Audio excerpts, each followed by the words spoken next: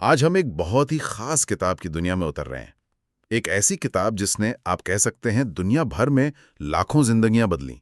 Paolo کوئلو کی دی alchemist. ہمارے پاس اس کے خلاصے ہیں، اس کے فلسفے پہ کچھ نوٹس ہیں، کہانی کے اہم موڑ ہیں۔ تو آج ذرا گہرائی میں جا کر بات کرتے ہیں۔ مقصد صرف کہانی سنانا نہیں، بلکہ اس کے پیچھے جو چھپے ہوئے پیغام ہیں، وہ تمثیلات، ان کو سمجھنا ہے۔ دیکھنا ہے کہ یہ سانتیاگو کا سفر آج ہمارے لیے کیا معنی رکھتا ہے۔ تو کہانی مختصراً ایک نوجوان اندلسی چرواہے سانتیاگو کی ہے۔ ایک خواب دیکھتا ہے وہ خزانے کا، مصر کے اہرام کے پاس، اور نکل پڑتا ہے اپنے ذاتی افسانے یعنی پرسنل لیجنڈ کی تلاش میں۔ کتاب کا بنیادی پیغام کہ جب آپ سچے دل سے کچھ چاہتے ہیں تو کائنات آپ کی مدد کرتی ہے۔ آئیے یہیں سے شروع کرتے ہیں۔ یہ جو تصور ہے ذاتی افسانہ یا پرسنل لیجنڈ، یہ کتاب کا مرکز ہے۔ یہ کیا ہے اصل میں؟ صرف کوئی بڑا خواب یا کچھ اور؟ یہ بہت اچھا سوال ہے۔ دیکھیں، ذاتی افسانہ صرف ایک خواہش یا خواب سے کہیں زیادہ ہے۔ کوئلو کے مطابق یہ وہ بنیادی مقصد ہے، وہ وجہ جس کے لیے ہر روح اس دنیا میں آتی ہے۔ یہ آپ کی تقدیر ہے، وہ سچا راستہ جس پر چل کر ہی اصل خوشی ملتی ہے۔ اور دلچسپ بات یہ ہے کہ کتاب کہتی ہے بچپن میں ہم سب اسے جانتے ہیں، پہچانتے ہیں۔ اچھا، جی، لیکن پھر وقت کے ساتھ ڈر، شک، لوگوں کی باتیں، یہ سب ہمیں اس سے دور کر دیتے ہیں۔ یعنی یہ وہ اندر کی آواز ہے جسے ہم اکثر دبا دیتے ہیں یا سنتے نہیں؟ بالکل۔ اور کتاب کہتی ہے کہ اگر ہم اسے سن لیں تو کائنات مدد کو آ جاتی ہے۔ یہ بات سچ کہوں تو ہمیشہ مجھے تھوڑی خوبصورت تو لگتی ہے، پر کیا واقعی ایسا ہوتا ہے؟ یہیں پر کوئلو کا فلسفہ آتا ہے۔ وہ اسے صرف وشفل تھنکنگ نہیں کہتے، زور اس بات پر ہے کہ جب آپ اپنے مقصد کے ساتھ پوری طرح جسے کہتے ہیں الائن ہو جاتے ہیں تو آپ کائنات کے اشاروں کو سمجھنا شروع کر دیتے ہیں۔ اومنز کہتی ہے کتاب انہیں۔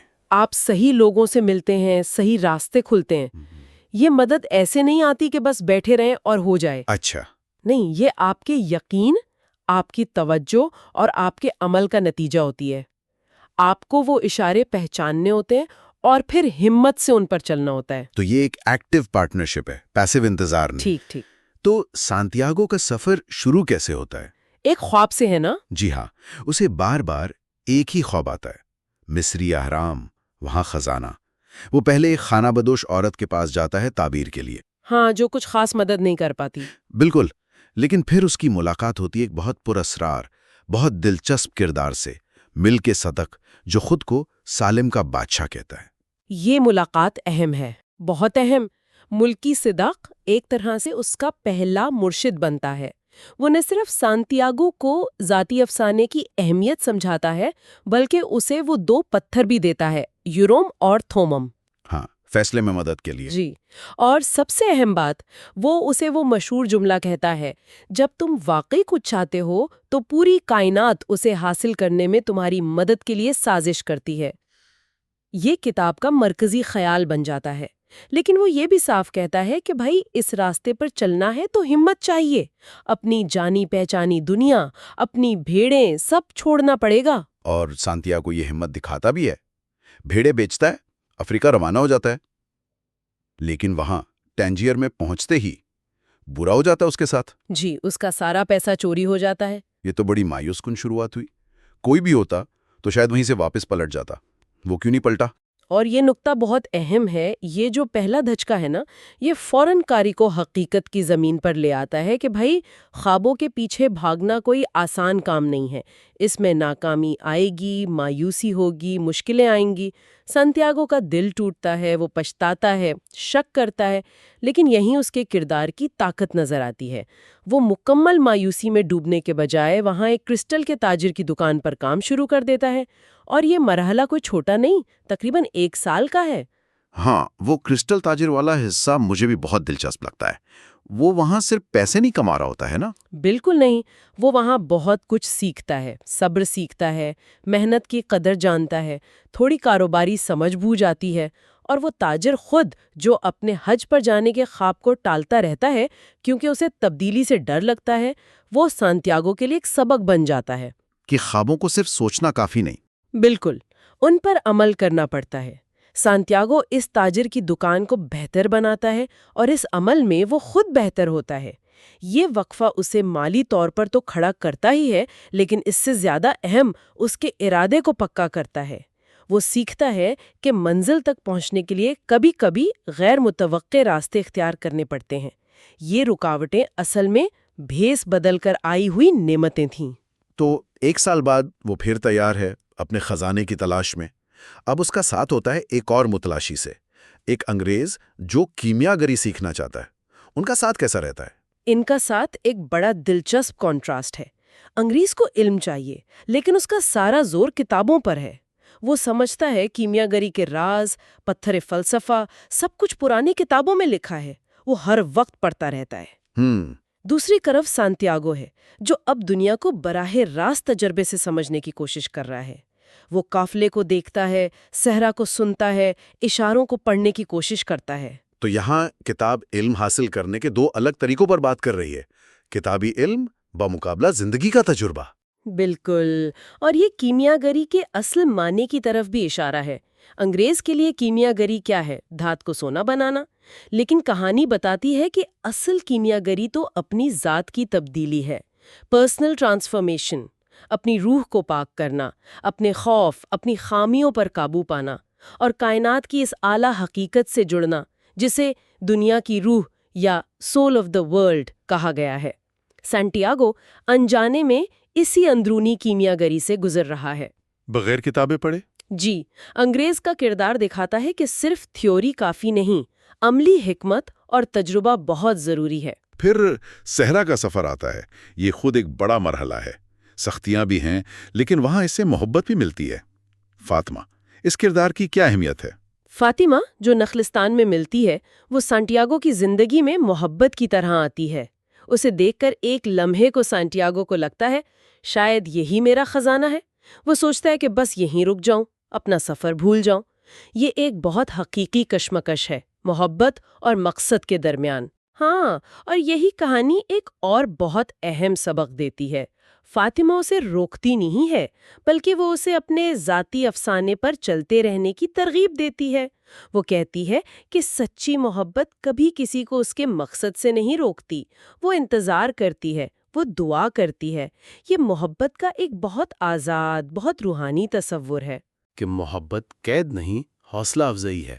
بالکل، ملکیت نہیں بلکہ ہمت افزائی۔ یہ بات سانتیاگو کو طاقت دیتی ہے کہ وہ محبت کو دل میں رکھے مگر اپنے سفر پر آگے بڑھتا رہے۔ اور پھر اسی نخلستان میں اس کی ملاقات ہوتی ہے اصل کیمیا گر سے۔ یہ کردار تو بہت ہی پراسرار ہے، بہت طاقتور۔ وہ کیسے مدد کرتا ہے سانتیاگو کی؟ کیمیا گر، جس کی عمر 200 سال سے زیادہ بتائی جاتی ہے، وہ سانتیاگو کا اصل استاد، اصل مرشد ثابت ہوتا ہے۔ وہ اس میں وہ بات دیکھ لیتا ہے جو انگریز میں نہیں تھی۔ کیا؟ دنیا کی زبان کو سمجھنے کی صلاحیت۔ وہ سانتیاگو کو صرف ہدایات نہیں دیتا، بلکہ اسے خود تجربہ کرنے، خود سیکھنے پر مجبور کرتا ہے۔ وہ اسے سب سے اہم سبق سکھاتا ہے، اپنے دل کی آواز سنو، کیونکہ تمہارا دل وہی ہے جہاں تمہارا خزانہ ہے۔ اپنے دل کی آواز سنو، یہ سننے میں تو بہت اچھا لگتا ہے، لیکن عملی طور پر اس کا کیا مطلب ہے؟ کیا دل ہمیشہ صحیح کہتا ہے؟ دل میں تو ڈر بھی ہوتے ہیں، لالچ بھی۔ کیمیاگر اسی کی وضاحت کرتا ہے۔ وہ کہتا ہے کہ دل کی آواز سننا آسان نہیں۔ دل بے چین ہوتا ہے، ڈرتا ہے، پرانی تکلیفیں یاد دلاتا ہے، آرام مانگتا ہے۔ لیکن اگر تم ہمت سے اسے سنتے رہو، اس کے ڈر کو سمجھو، تو آہستہ آہستہ وہ پرسکون ہو جاتا ہے اور تمہیں صحیح راستہ دکھاتا ہے۔ یعنی اپنی انٹیوشن پہ بھروسہ کرنا۔ بالکل، اپنی وجدان پر بھروسہ کرنا سیکھنا۔ کیمیاگر اسے بہت مشکل آزمائشوں سے گزارتا ہے، جیسے وہ خود کو ہوا میں بدلنے والا واقعہ، یہ ثابت کرنے کے لیے کہ جب انسان اپنے ذاتی افسانے سے جڑتا ہے تو وہ کائنات کی طاقتوں سے ہم آہنگ ہو سکتا ہے۔ یہ اندرونی سفر کی انتہا ہے۔ اتنی ساری آزمائشیں، مشکلات، موت کے منہ سے واپسی، اس کے بعد سانتیاگو آخرکار پہنچ ہی جاتا ہے اہرام مصر تک۔ مجھے یاد ہے جب میں نے پہلی بار پڑھا تھا، میں بہت پرجوش تھا کہ بس اب خزانہ مل گیا، لیکن وہاں جو ہوا وہ تو بالکل غیر متوقع تھا۔ ہاں، وہ کہانی کا سب سے بڑا، سب سے حیران کن موڑ ہے۔ وہ اسی جگہ کھدائی شروع کرتا ہے جو خواب میں دیکھی تھی، لیکن کچھ نہیں ملتا، الٹا کچھ لٹیرے آ جاتے ہیں، اسے مارتے ہیں، اس کا سونا چھین لیتے ہیں، اور جب وہ مایوسی میں انہیں بتاتا ہے کہ میں تو ایک خواب کے پیچھے یہاں آیا ہوں۔ تو ان کا سردار ہنستا ہے، کہتا ہے تم کتنے بے وقوف ہو، مجھے بھی بالکل ایسا ہی خواب آیا تھا ایک بار۔ ہاں، کہتا ہے کہ اسپین میں ایک پرانے تباہ شدہ چرچ کے پاس ایک شیشم کے درخت کے نیچے خزانہ ہے، لیکن میں اتنا پاگل نہیں کہ ایک خواب کے پیچھے اتنا لمبا سفر کروں۔ اور اسی لمحے سانتیاگو کو سب سمجھ آ جاتا ہے بجلی سی گرتی ہے اس پر۔ کہ اصل خزانہ کہاں ہے۔ یہ ایک کمال کی آئرنی ہے۔ تو کیا اس کا مطلب یہ ہوا کہ سارا سفر بیکار تھا؟ اسے تو شروع میں ہی وہیں کھود لینا چاہیے تھا۔ یہ بات مجھے ہمیشہ تھوڑی سی الجھاتی ہے۔ نہیں، ہرگز نہیں، سفر بالکل بیکار نہیں تھا، بلکہ سچ پوچھیں تو سفر ہی اصل خزانہ تھا۔ اگر وہ یہ لمبا مشکل سفر نہ کرتا تو وہ کبھی اس قابل ہی نہ ہوتا کہ لٹیروں کے سردار کی بات کا مطلب سمجھ سکے۔ اچھا، اس سفر نے اسے وہ حکمت دی، وہ تجربہ دیا، وہ خود شناسی دی جو اصل سونے کے خزانے سے کہیں زیادہ قیمتی تھی۔ اس نے محبت کو جانا، دنیا کی زبان سیکھی، اپنے دل کی آواز سننا سیکھا، کیمیا گری کا اصل مطلب سمجھا، کائنات سے جڑنا سیکھا۔ تو مادی خزانہ صرف ایک علامت تھا؟ بالکل، اصل خزانہ وہ اندرونی تبدیلی تھی جو سانتیاگو میں آئی۔ کبھی کبھی ہمیں بہت دور جانا پڑتا ہے صرف یہ سمجھنے کے لیے کہ جو ہم ڈھونڈ رہے تھے وہ تو ہمارے بالکل قریب تھا۔ لیکن اس قریب کی چیز کو پہچاننے کے لیے وہ دوری، وہ سفر ضروری ہوتا ہے۔ یہ واقعی ایک گہری بات ہے۔ تو اگر ہم اس پوری کہانی کا نچوڑ نکالیں تو کلیدی موضوعات، کی تھیمز کیا بنتے ہیں؟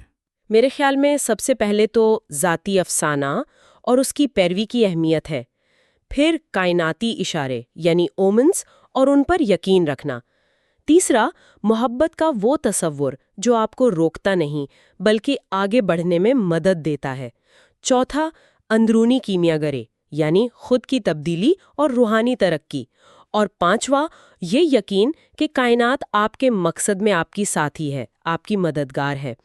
یہ سب مل کر زندگی کو ایک بامانی سفر کے طور پر دیکھنے کا ایک فریم ورک دیتے ہیں۔ ہاں، اور اس سے ہمیں عملی طور پر کیا سبق ملتے ہیں؟ کیا ٹیک اویز ہیں جو ہم اپنی زندگی میں استعمال کر سکتے ہیں؟ کئی اہم سبق ہیں۔ پہلا تو یہ کہ اپنے خوابوں کو سنجیدگی سے لیں، ہو سکتا ہے وہ واقعی آپ کی اندرونی رہنمائی ہوں۔ دوسرا، اصل رکاوٹیں حالات نہیں بلکہ ہمارا اپنا خوف اور ہماری آرام طلبی، ہمارا کمفرٹ زون ہے۔ صحیح۔ تیسرا، اپنے مقصد کی طرف سفر میں جو مشکلیں آتے ہیں وہ اصل میں سیکھنے اور مضبوط بننے کے موقع ہیں۔ چوتھا، حقیقی کامیابی صرف مادی چیزیں جمع کرنا نہیں بلکہ خود کو پہچاننا، حکمت حاصل کرنا اور بامانی رشتے بنانا ہے۔ اور شاید سب سے اہم، اپنے دل کی آواز سننے کی ہمت پیدا کرنا، چاہے وہ کتنی ہی غیر منطقی کیوں نہ لگے۔ تو دی الکیمسٹ صرف ایک ایڈونچر کہانی نہیں، یہ تو ایک طرح سے زندگی گزارنے کے فلسفے کی دعوت ہے۔ سانتیاگو کا سفر ہمیں اپنے اندر دیکھنے، اپنے ذاتی افسانے کو ڈھونڈنے کی ترغیب دیتا ہے۔ بلا شبہ اس کتاب کی جو لازوال اپیل ہے وہ اسی بات میں ہے کہ یہ ہر پڑھنے والے کو اس کے اپنے سفر، اس کے اپنے خوابوں، اپنے خوف پر غور کرنے پر مجبور کرتی ہے۔ یہ پوچھتی ہے، کیا آپ وہ زندگی جی رہے ہیں جو آپ جینا چاہتے ہیں؟ کیا آپ اپنے دل کی سن رہے ہیں؟ بالکل۔ آج ہم نے دی الکیمسٹ کی دنیا میں ایک گہرا غوطہ لگایا، اس کے کردار، اس کی تمثیلات، اس کے پیغامات، ان سب کو سمجھنے کی کوشش کی۔ امید ہے یہ گفتگو سننے والوں کے لیے بھی کچھ سوچ بچار کا باعث بنے گی۔ اور جاتے جاتے ایک سوال چھوڑے جاتے ہیں جس پر غور کیا جا سکتا ہے۔ اگر سانتیاگو کی طرح کائنات واقعی ہمارے ذاتی افسانے کی راہ میں اشارے بکھیرتی ہے، تو آج اس وقت ہماری زندگی میں وہ کون سا چھوٹا یا بڑا اشارہ ہے جسے ہم شاید نظر انداز کر رہے ہوں، جو ہمیں کسی اہم قدم کی طرف بلا رہا ہو؟